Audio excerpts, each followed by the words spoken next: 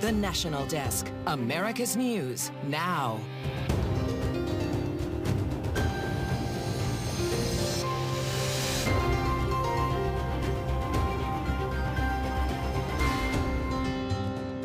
Right now on the National Desk, a major bank predicting a recession is coming. Inflation is at 40-year highs. Job openings are at record high levels.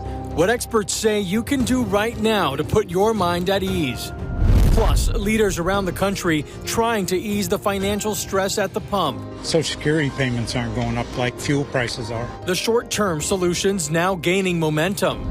As concern about crime reaches its highest levels in years, experts say they may have a solution. Our fact-check team investigates the broken windows theory.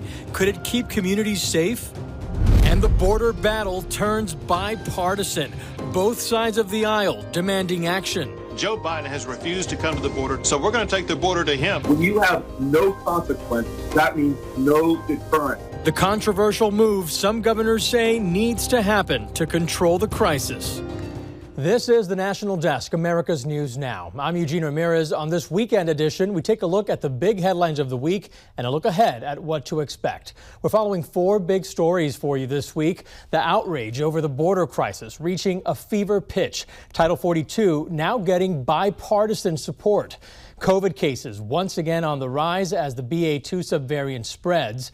A new report out this week finds record inflation could lead to another recession, and state leaders scrambling, looking for a solution to those high gas prices. And that's where we begin. Gas prices, one of the rising costs hitting Americans' wallets the hardest.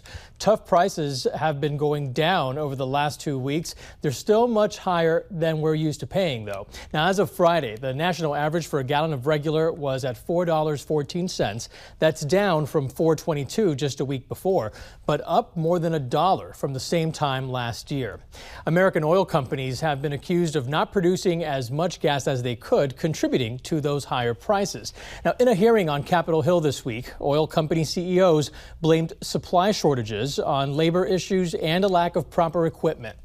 As federal officials keep working on a solution to this, leaders of both red and blue states taking action with some temporary relief measures. The National Desk, Ryan Smith explains. From rebate cards to gas tax holidays, these short-term solutions are gaining momentum during a high-stakes election year. Skyrocketing gas prices and record inflation. Many Americans like Rolvin Lynch are scraping by just to make ends meet. Social Security payments aren't going up like my gas and fuel prices are. Efforts now underway in several states to ease that burden. In Maryland, Republican Governor Larry Hogan says he supports extending his current gas tax holiday to 90 days. Recognizing that, self-interested governors are thinking, man, what can I do to kind of deflate this burden, while at the same time be good policy of giving a little bit back to my constituents in their pocketbooks. But some point to political posturing. Georgia Republican Governor Brian Kemp signing an income tax refund bill into law, more than $1 billion in refunds for eligible Georgians. Kemp's Republican challenger David Perdue calling the refund a, quote, election year giveaway and desperate attempt to get votes. And mostly that signals that the person blaming the action doesn't have the power to do it themselves. And if it were reversed, they would be the first in line to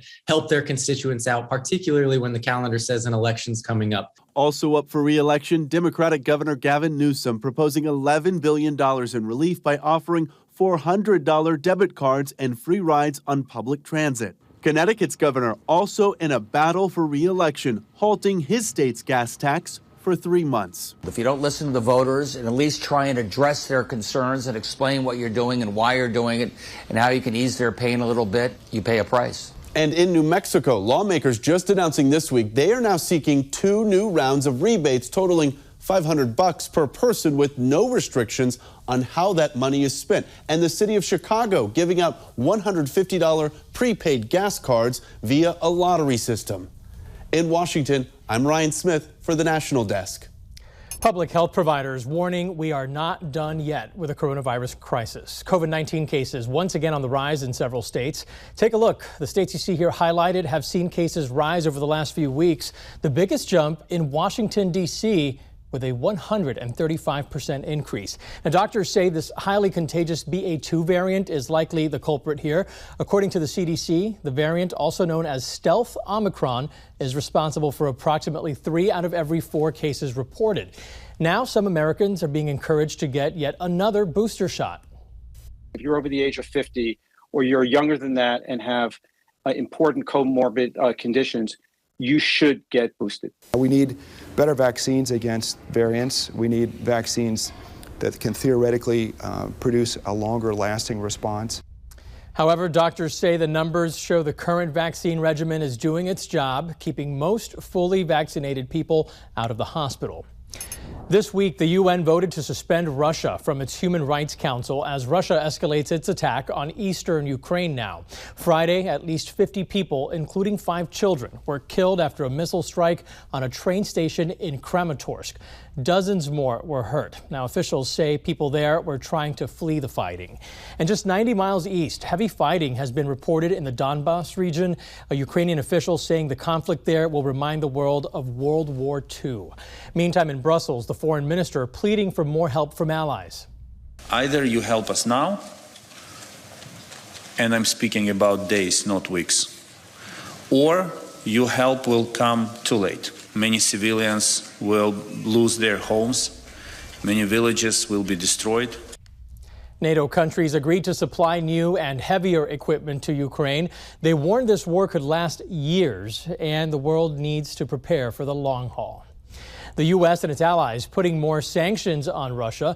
The House approving 2 bills, one banning Russian oil, coal, and natural gas, and another suspending trade with the country. The U.S. also issuing another round of severe sanctions, imposing full sanctions on Russia's largest banks and on Vladimir Putin's 2 adult daughters. Officials saying they believe Putin may be using his daughters to hide assets. Another sports sanction just announced as well. The Boston Marathon banning athletes from Russia and its ally Belarus. Athletes who don't live in those countries can still compete, but they can't run under those flags. The race is set for April 18th. Meantime, in Washington, the White House celebrating the confirmation of President Biden's Supreme Court nominee. Judge Ketanji Brown Jackson is now the first black woman confirmed to the bench. In a ceremony Friday, the president celebrated the historic moment. This is going to let so much sun shine on so many young women. We're going to look back and see this as a moment of real change in American history. And our children are telling me that they see now, more than ever, that here in America, anything is possible. Jackson was confirmed in a bipartisan vote, but some Republican senators who grilled Jackson on her politics during the confirmation hearings say they are worried about her future decisions in the Supreme Court. I believe she will prove to be the furthest left of any justice to have ever served on the Supreme Court. Jackson will replace Justice Stephen Breyer, who plans to step down at the end of this term. There's a battle emerging in public education between parents who believe they have the right to guide their child's education and educators who feel they should teach children what they think is important. The National Desk's Angelo Brown explains.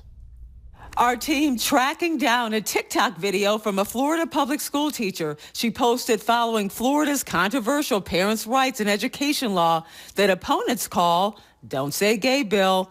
In the video, the teacher refusing to out her students' gender identity to their parents. Fire me, sue me, take me to jail. I'm not doing it. The school system confirming to TND that the video is under investigation. Now to Pennsylvania, where parents are suing to remove school board members over mask mandates. Initially, a judge removed 5 members of the Westchester Area School Board. The battle, not over yet. Those school board members later reinstated. The superintendent told parents the judge's decision was a procedural result and not addressed any of the allegations.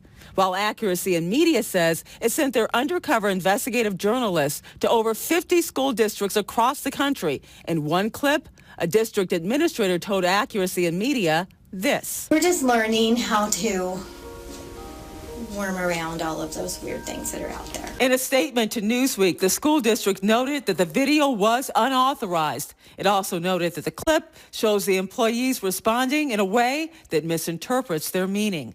We sat down with the president of Accuracy in Media. He claims one way teachers are getting around the bans is by renaming classes while teaching the same curriculum. They consistently tell us that the law hasn't changed things at all, or some administrators tell us, well, we do what we want here. We don't let politicians tell us what to do, as if they're above the law. So far, Chalkbeat found that at least 36 states have adopted or introduced laws or policies that restrict teaching about race and racism. In Washington, D.C., I'm Angela Brown. Is it a political stunt or a way to make real change in Washington? Coming up, the controversial move one governor says needs to happen to address the crisis at the southern border. Plus, 'tis the season, the warning from reptile experts as the weather heats up. You're watching the National Desk, America's News Now. Don't forget you can catch us live weekdays from 6 a.m. to 11 a.m. and 10 p.m. to midnight, Eastern Time. You can always watch us online at thenationaldesk.com. We're back after this.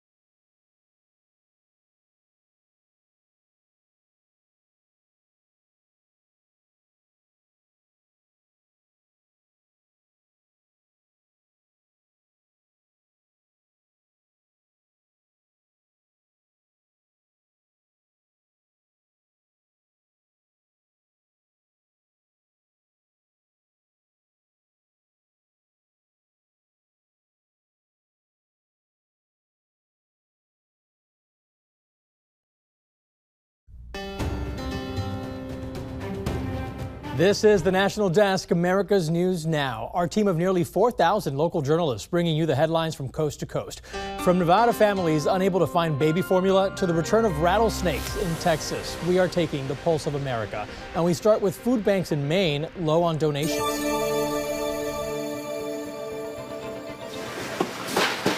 At the South Portland food cupboard, boxes of non-perishables unloaded to help fill a growing need. Inflation, higher prices, even the lack of food at some of the grocery stores have forced people to come here. As SNAP benefits get set to drop, food pantries are getting ready to see even more people come through these doors. Oh, it's definitely going to have an impact. I can't get peas and I can't get carrots. Supermarkets provide nearly 60% of their inventory, but steady donations from their neighbors have helped them fill in the gaps. We're just blessed. But even these nonprofits are feeling impacts of their own. Our heating goes up, our lights go up, every bit of costs that any home experiences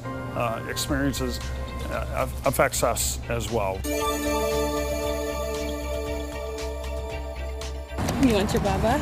We had to completely switch him over to the Advantage formula. Luca is back to being a happy baby, but his mom says she's facing a new challenge, finding his new food in stores. Everything is just like completely out of stock. It's not just an issue in Las Vegas, but nationwide. We were having supply chain issues over the last few months. Dr. Wax warns parents that turning to anything but breast milk or formula could hurt your baby. Don't make your own. Don't try to think that whole milk is going to be enough, because these formulas have nutrients and they're very specially formulated in order to get babies nutrients that they can't get from breast milk. If you can't find formula in stores or online, turn to your doctor or find an alternative formula. People ask, but generic's not FDA approved. FDA has to approve all infant formulas. So yes, generic is okay. You want to make sure that they're safe and that they have everything that they need, but all their nutritional needs. It's a sound that might scare you and a sign to leave them alone. Rattlesnakes are back. You could stand right next to one and not know it. Springtime is peak season for rattlesnakes. 1, they've gone all winter without feeding. 2, the daytime temperatures aren't too hot. And 3, it's breeding season for most species. Rattlesnakes are more likely to be found in rural natural areas rather than a busy neighborhood. We have like 80, 90 species of snake in Texas. Most of them are non-venomous. So, 9 out of 10 snakes are completely harmless. The chances of getting bit by a venomous snake are low. Don't, go sticking your hands in places where you can't see. And if you come face to face with one, walk around it. Leave it alone. But there are ways to lower the chance of having any snakes slither onto your property. Keep, firewood up off the ground. Don't leave excessive amounts of like bird food or deer corn and stuff laying around to provide, food for rodents that then would attract snakes in. Rising prices causing concern that consumer spending will fizzle in the coming months. Those numbers, just one factor financial experts think could contribute to a recession.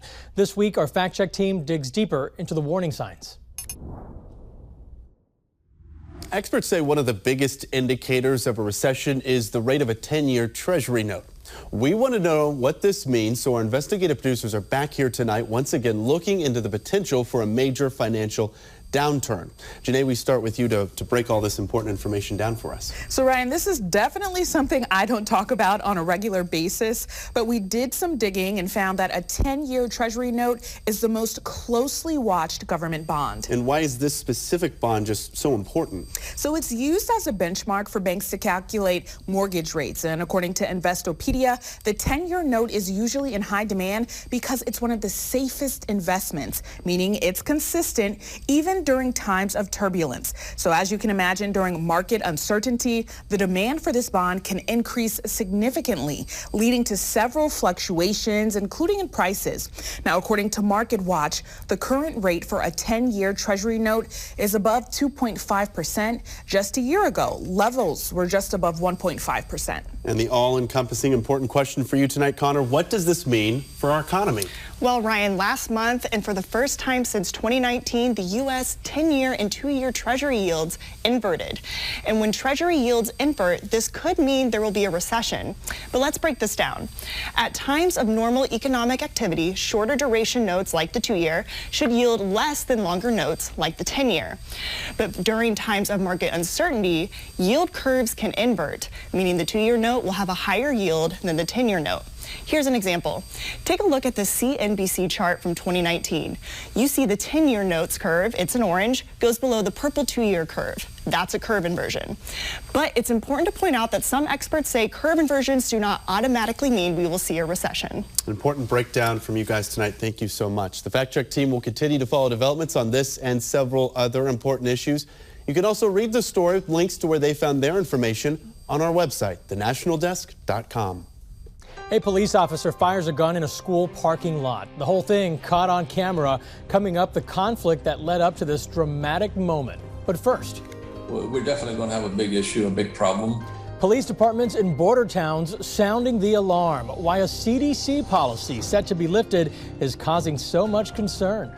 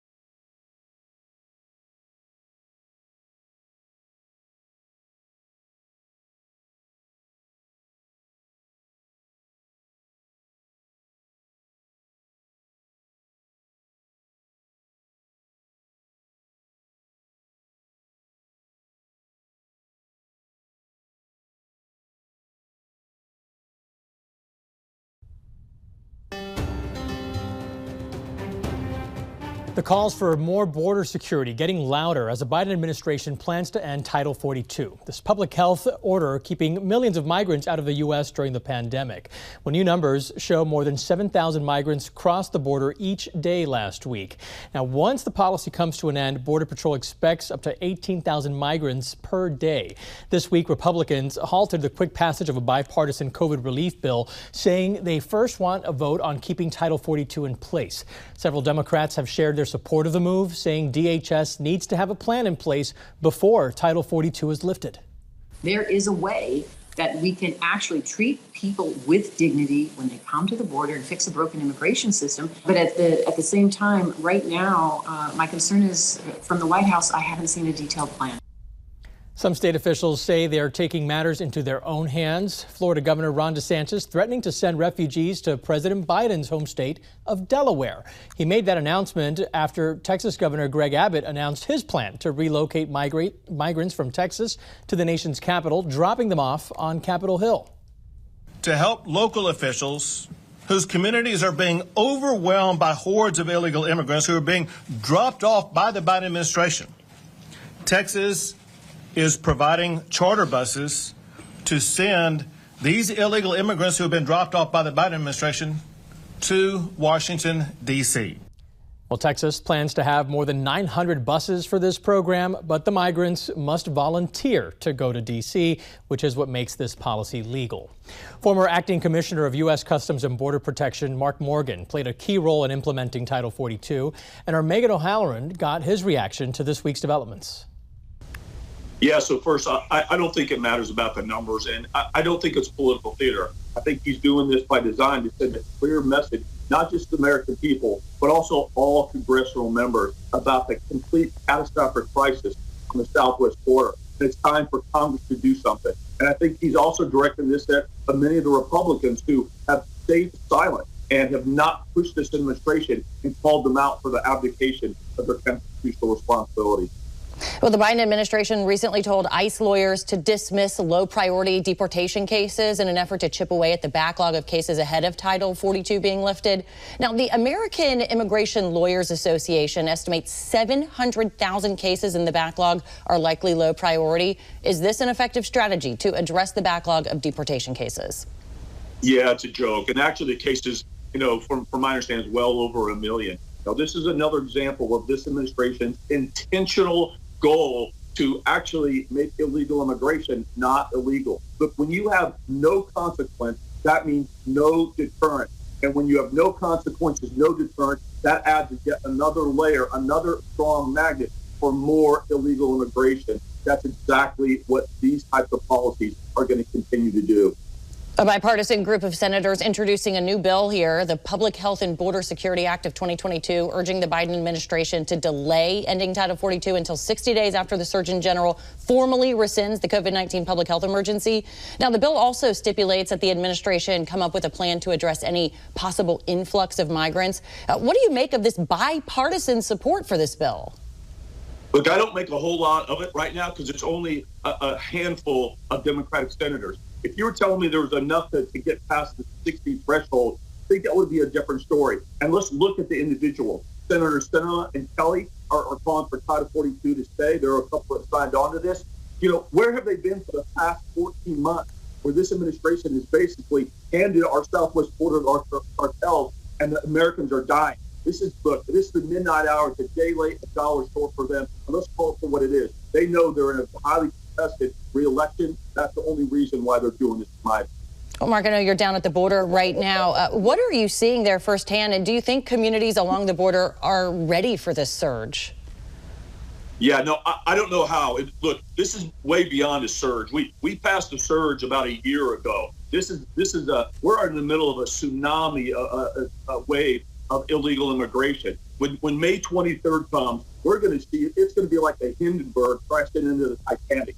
How do you prepare for that? You can't. Because of pressure mounting, do you see the Biden administration reversing this? No, I don't. Look, I think this has been their plan all along. They are about open borders, and because they see a perceived political benefit. And look, meanwhile, every aspect of our nation's public health, safety, national security being jeopardized. This is politics and it's disgusting. As I said, Americans are dying because of these policies. All right, Mark Morgan, thanks for the time. Stay safe out there. We'll check back in with you. Okay, thank you. And Mark Morgan shares his insight on border issues every Tuesday in our 7 a.m. hour. You can watch all of his interviews online right now at thenationaldesk.com. Crime in America shaping up to be a major issue in this year's midterm elections. Coming up, the new numbers that have some Democrats arguing that defunding the police is a losing argument.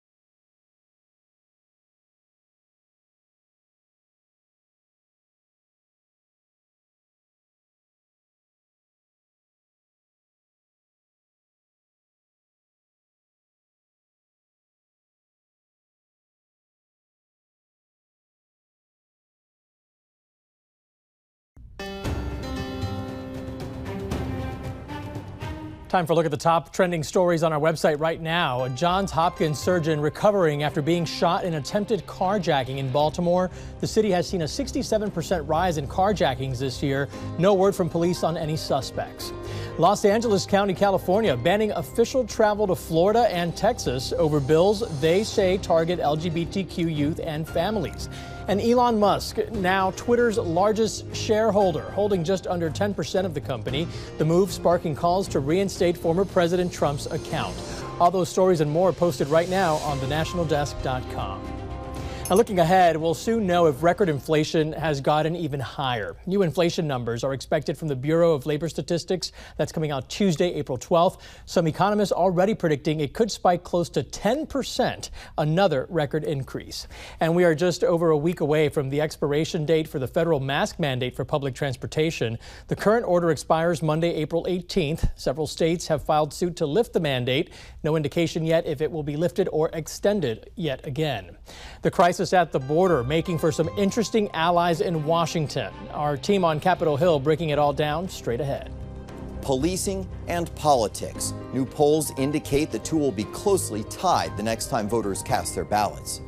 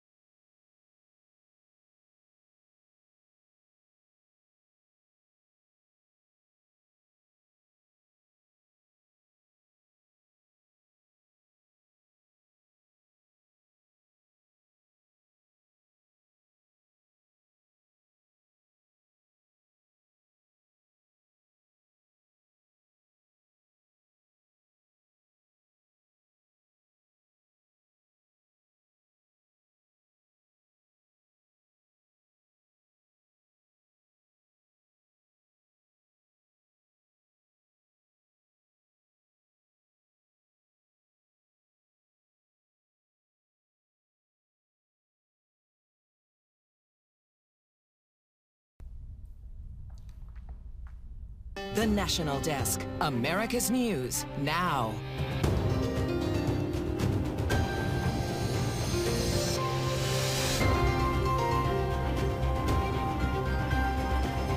Taking a look right now at our top stories, governors working to find solutions to lower gas prices, with governors from both sides lifting gas taxes and giving out credits to ease the burden. At least 50 people are dead after a train station in Ukraine was hit by Russian missiles. Officials saying the recent violence and the carnage discovered this week in Bucha is having a severe effect on ongoing peace talks in the region. And history has been made. Judge Ketanji Brown Jackson will be the first black woman on the United States Supreme Court. She'll take the bench this summer after Justice Stephen Breyer retires. Officials in Sacramento say rival gangs are to blame for the mass shooting that left 6 dead and 12 hurt. Police say at least 5 gunmen traded fire early last Sunday, just as the bars there closed. Now, they're not sure who started the fight, but it ended with more than 100 shots fired. No homicide charges have been filed, but so far, the only 2 people arrested and charged in connection with the shooting are brothers Dondre and Smiley Martin. Right now, they're only facing firearms charges. A 3rd person was arrested but later released. This crime surge across the country shaping up to be a major factor in this year's midterm elections, especially when it comes to policing and how much money to give local law enforcement. The National Desk's chief political correspondent Scott Thuman explains. We will remember him for all the good times. An Ohio police officer run over. Multiple Pennsylvania officers shot in an ambush. One Washington state officer being laid to rest right as another is killed in a shootout. Nationwide, the job more dangerous. The number of police shot in the line of duty is up 63% from this time just 2 years ago. The violence that we see directed at law enforcement officers, I believe, is simply a product of the way that police officers have been portrayed. Police officers, again, have been portrayed popularly as the bad guys now. Those concerns may now play out at the ballot box. New NBC News polling shows one of the issues voters feel most passionate about is policing. 75% say they'd favor a candidate who supports funding police, including more resources and training. 99% of Republicans and 51% Democrats, while only 17% of those surveyed will vote for a candidate who wants to defund police, though some lawmakers long committed to that idea. We need to defund the police and put that money into social safety nets because we're trying to save lives. Citing a number of high-profile cases like the police killing of George Floyd. Others making it abundantly clear they don't want to be associated with the defund movement. President Biden among them. And in big cities where crime has spiked most, some say there's already proof that policing and politics are intertwined. So although they're not going to go and vote for Republicans in these urban centers, because that's just not where they are, I think they are going to grab on to candidates who express support for policing. The mayoral election in New York, I think, was an early example of that. President Biden recently signaled to Democrats that defunding may be a losing argument in his new budget, proposing to increase, not decrease, funds for local and state law enforcement. In Washington, Scott Thuman for the National Desk. A new Gallup poll shows Americans' concern about crime is the highest it's been since 2016. 53% saying they personally worry a great deal about crime. Our fact-check team looks into the so-called broken windows theory and what it means for community safety. According to the FBI, in 2020, there were more than 1 million incidents of violent crime. With those numbers and heightened concern now across the country, some law enforcement agencies are looking to broken windows policing to keep people safe. Our fact-check team has spent tonight digging through data and research about combating crime. Janae, we start with you here. Help us break down this theory, broken windows. So, Ryan, the broken windows theory dates back to 1982. According to Britannica, the theory shows how disorder, or you could even say smaller crimes within a community, could lead to serious crime. Now, before this theory, police tended to focus on serious crimes like rape, robbery, and murder. The broken windows approach sees serious crime as the final result of a chain of events. Without the disorder, no serious crime. And on that note, Connor, what more can you tell us about these disorders? Well, Ryan, there's really two types of disorders that the police will focus on. And the first is physical, which includes things like broken windows and vacant buildings. And the second type is a social disorder, like aggressive panhandlers and loud neighbors. And how does policing then clean up, so to speak, these disorders? Well, the theory was made famous by the New York City Police Department in the 90s, so we can look at what they did as an example. Then Mayor of New York City, Rudy Giuliani, first directed the NYPD to focus on cleaning up the subway by looking out for riders who didn't pay their fare. And from there, the NYPD moved from the subway to the streets and ramped up their misdemeanor arrests for things like loitering and selling loose cigarettes. And during this time, violent crime did decline by more than 56% in the city. And our fact-check team also looked into whether or not broken window policies have actually worked. You can watch that right now at thenationaldesk.com. Well, right now the pressure is on for a special counsel to investigate the son of President Biden. The Department of Justice investigating Hunter Biden. A federal grand jury has heard testimony in recent months about Hunter Biden's income and payments he received while serving on the board of a Ukrainian energy company. It's important to note no charges have been filed, but that could change. Yes, there's a realistic chance that there could be indictments that come out of this, but it could be that they're just doing what they should be doing. This was a high-profile case. There are allegations that are flying all over the place. The president is being tied to this. And I think that the U.S. Attorney's Office and the Attorney's Office in Delaware are probably just doing their job. At the end of this, we might see indictments and we might see a complete clearing. Well, Republicans tried to subpoena Hunter Biden this week. That motion, though, was blocked by House Democrats. The National Desk, team of reporters bringing you the headlines from coast to coast. We're taking the pulse of America, and tonight we start in Nevada, where body camera footage shows the moment an officer says he was forced to shoot his weapon on school grounds.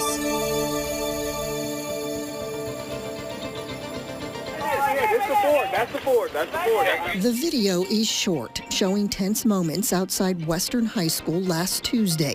Clark County School Police Officer Christopher Knight calling in reports of a person with a gun. I have a vehicle that flashed a 413 at students in the east parking lot. That's when a black Ford Fusion is seen making a U-turn through the parking lot, knocking a female student to the ground. Officer Knight fires 3 rounds. Yeah, what? Stop the car! Stop the car! Stop! Lieutenant Brian Zink with CCSD Police says there were 4 juveniles in the car. 2 were hit by gunfire and drove themselves to the hospital with minor injuries. None of the 4, he says, are students with CCSD. Zink says thankfully the student who was run down also treated and released. Zink says having school police officers on campus makes a difference. The immediate response, and then when Metro comes in to assist, it's just a force multiplier. As for this latest incident, Zink says a gun was later found inside the black Ford. The driver booked into the juvenile detention center on charges of battery with a deadly weapon, possession of a dangerous weapon on school property, and disregard for public safety. In West Virginia, students and parents at a middle school are outraged after their principal made some controversial comments at a dress code assembly. Students at the assembly say girls were told if someone touched them while they were wearing clothes the school deemed inappropriate, the principal would not listen to their complaints. We're 11 through 14-year-olds, and people who are in charge of us and are over the school are telling us not to come to them if we get assaulted. Dozens attended a recent board meeting to speak out about the comments. They wore teal to show support for the girls. District officials say the principal has been suspended for an unrelated matter. And in Washington, D.C., Capitol Police say a fox has been euthanized after biting multiple people, including a California congressman. Police received reports of a wild fox attacks by lawmakers, staff members, and journalists on Tuesday. Was just walking on my phone, minding my own business, and I felt a chomp at my ankle. I didn't know that there were foxes this far down, and that's usually not probably normal. Officials say 6 people were bitten. Animal Control says they believe the fox was nesting on Capitol grounds. It will be tested for rabies. Americans struggling to make ends meet with prices on the rise. Coming up, we ask an economist to weigh in on chances we're headed for a recession. And if so, just how bad can it get? We're back after this.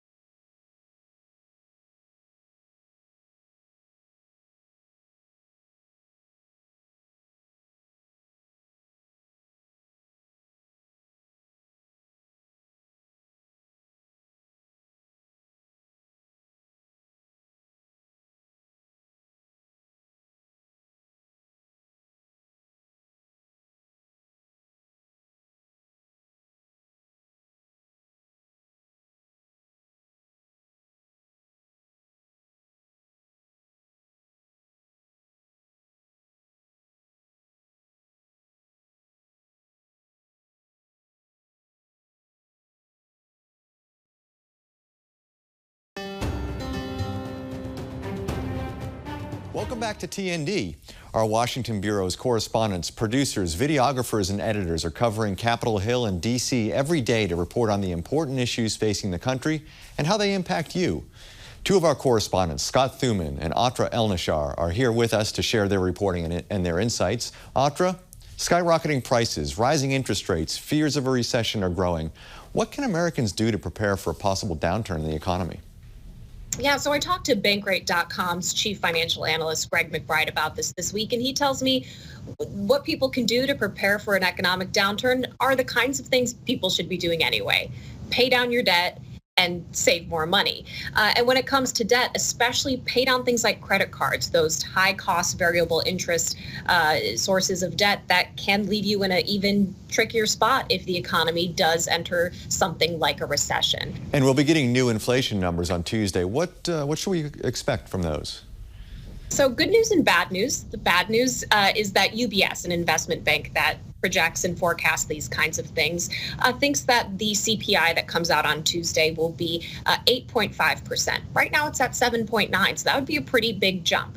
But the good news is they think that will be the peak. So they think that's the highest it'll go, and they think it'll get down to 3.4% by the end of next year. That's still above the Federal Reserve's target of 2% inflation, but it's way better than what people are paying now. The other thing people, I think, should consider, Steve, is that the CPI is not a projection. It's not telling people this is what you're going to pay. It's telling them what they've already paid. It's confirming perhaps the dread they feel when they open their bank account. So when people look at the CPI, this inflation report, remember, that's what's already happened. That's where things stand. And looking forward, there's a chance it could get better. But no doubt, times are tough right now for so many people's finances. Right. And Scott, switching gears, the crisis at the border taking an interesting political turn this week. Yeah, it really is. And political is a key word there, because what you're seeing is, in light of the fact that Title 42 is about to end under this administration, and that was the ability for border agents to almost instantaneously send a lot of migrants back to Mexico under the guise that this is a COVID concern. It's a health safety issue. Because that's about to end, there is expected to be a crush at the border. Even the Department of Homeland Security, the White House admitted it could be 18,000 migrants a day that they encounter. So now there's this greater fear among lawmakers, particularly with Republican lawmakers, governors in a couple of states, who are saying, okay, well, if that's the case and this administration has yet to fix the immigration issue or take it as seriously as they believe it should be taken, they're going to counter it. So you had Governor Greg Abbott of Texas saying, what we'll do is we will offer to take these migrants, and instead of letting them sit out their time awaiting their fate here in Texas, we'll offer them bus tickets and plane tickets and fly them to Washington, D.C., so they can sit on the Capitol steps and make sure that politicians, the president and others, see the situation up close and personal. And you heard from Greg Abbott, the governor of Texas, say Joe Biden has refused to come to the border to see the chaos that's been created. So we will bring the border to him. And then you had Florida's Governor Ron DeSantis, who is, of course, certainly familiar with controversy. He loves to stir it up sometimes. This was an example of that as well, saying he would send migrants who are willing to Delaware, to the president's state of Delaware. So, look, the White House has addressed this. They say this is nothing more than a political stunt. Our Christine Frizzell sat down with Michael Chertoff, the former DHS secretary, who said also political stunt. He equated it to something like a trucker convoy. But nonetheless, this is where we stand right now, as those numbers are expected to jump exponentially. Yeah, an issue that's sure going to play out during the midterms during this campaign cycle as well. Scott Thuman, our chief political correspondent, and our national correspondent, Atra Elnishar, thank you. Now back to you. And thanks to our Capitol Hill team. Officials around the country promising to lower the cost of insulin. But despite several laws in place, those prices are not moving. Our Spotlight on America team investigating what's behind this delay.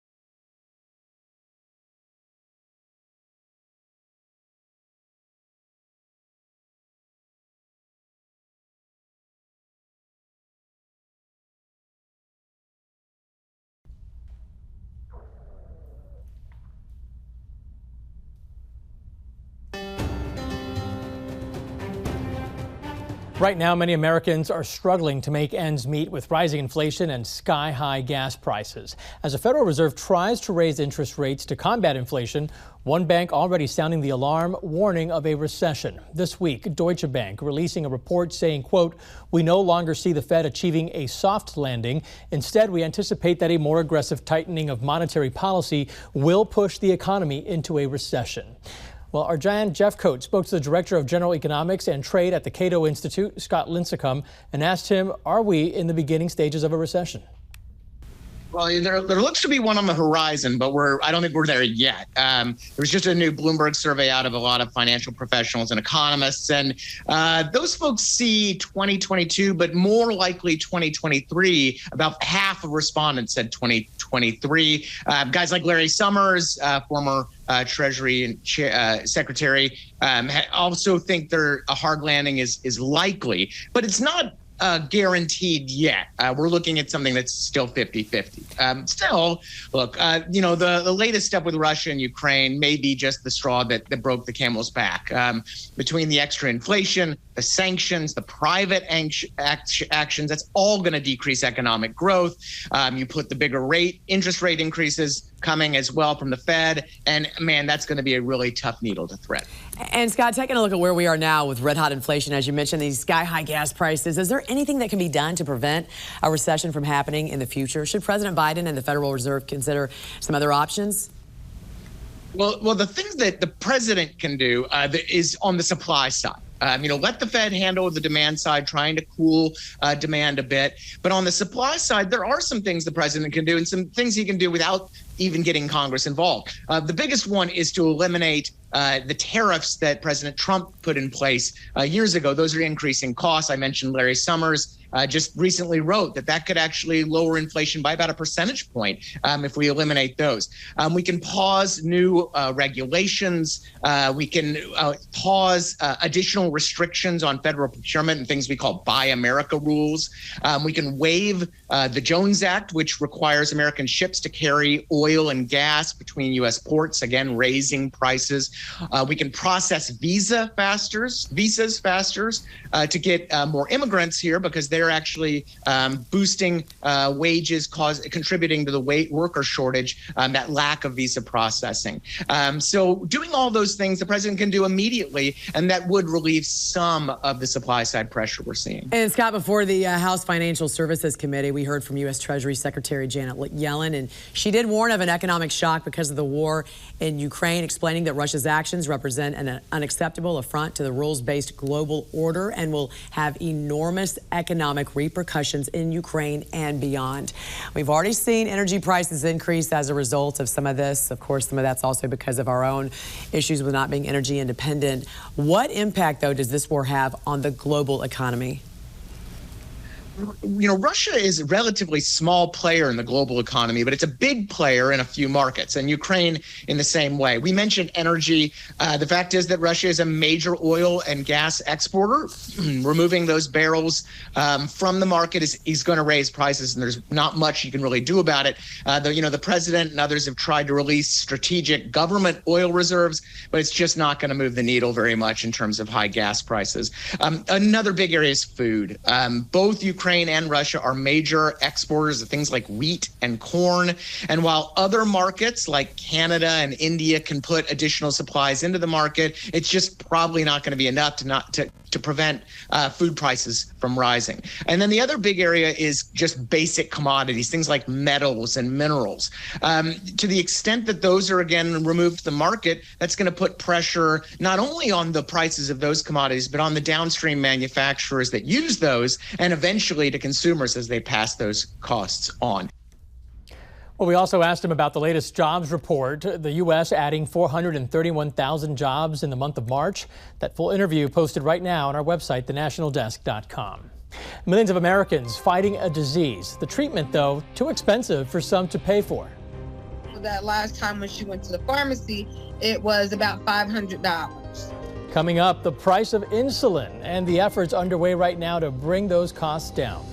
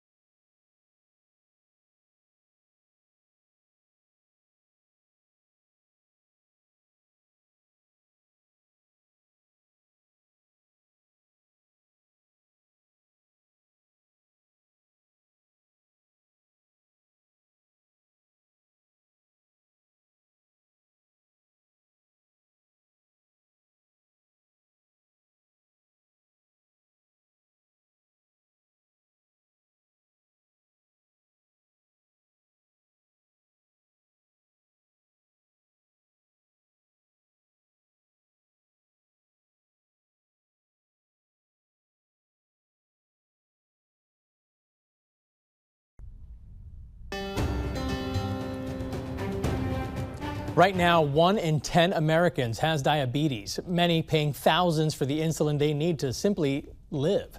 Well, a series of new laws passed in many states across the country promise to help by capping the cost. So why are millions of Americans still forced to pay full price for this life-saving drug? Spotlight on America's Katie Davis investigates. 22-year-old Ohio native Antavia Warsham was just getting started in life when her story was cut short.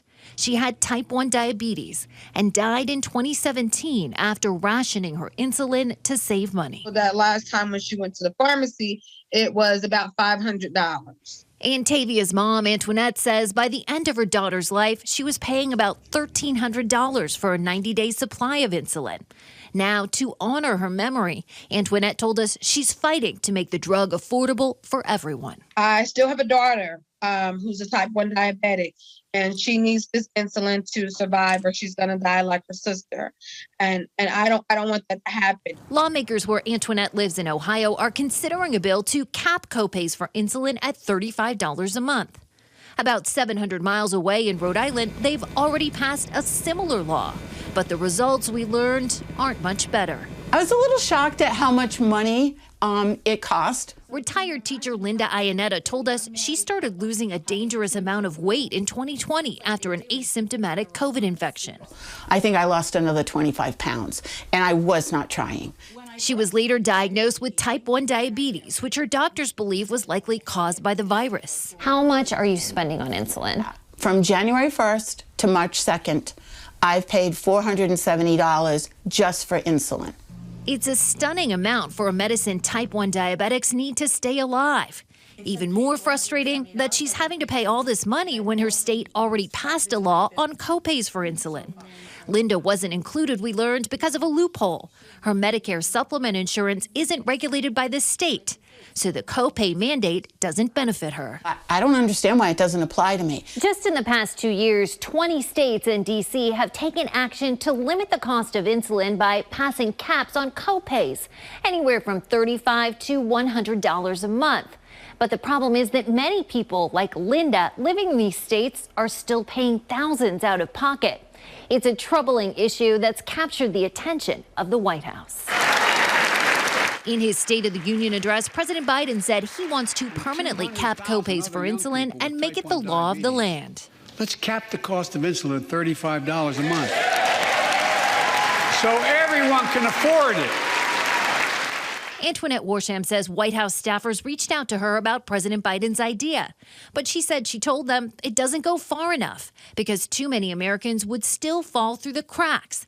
That includes people whose employers self-insure, those with certain types of Medicare supplement plans, and the 28 million Americans without any health insurance. Unfortunately, because of my response, they didn't want to hear from me. You want it for everyone. Amend to it, right? Amend to it so that all Americans can have access to affordable insulin, not just those with insurance. Antoinette Warsham says it's time for all Americans to think about what's at stake here and fix this problem for good. I don't know why it's taken so long for them to approve something that's so simple when you have a 22-year-old who died because she couldn't afford her insulin.